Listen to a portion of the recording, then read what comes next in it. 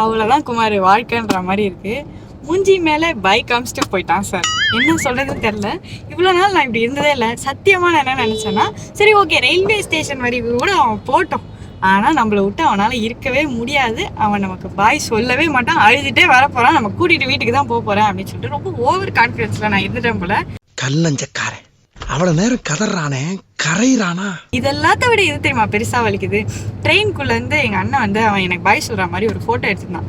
அதை எடுத்து முடிச்சுட்டு அவன் அவங்கள்ட்ட சொல்லியிருக்கான், அம்மா கிளம்பிட்டாங்க, சீக்கிரமா போயிட்டாங்க ஐயா, ஜாலி அப்படின்னு சொல்லியிருக்கான். அது எங்க அண்ணன் டிஸ்கிரிப்ஷன்ல எழுதி எனக்கு அந்த போட்டோவோட அமைச்சிருந்தான். மனசு அவ்வளோ வலிச்சிருச்சுங்க. இதே மாதிரி உங்க பசங்களும் என்னடா வளர்ந்துட்ட அப்படின்னு நினைக்கிற மொமெண்ட்ல பாய் சொல்லிட்டு ஊருக்கு போன தருணத்துல உங்களுக்கு எப்படி ஃபீல் ஆச்சு அப்படின்றத மறக்காம கீழே கருத்துக்களா பதிவு பண்ணுங்க. பார்த்துட்டு நானும் என் மனசு சாந்தி அடைஞ்சுக்கிறேன்.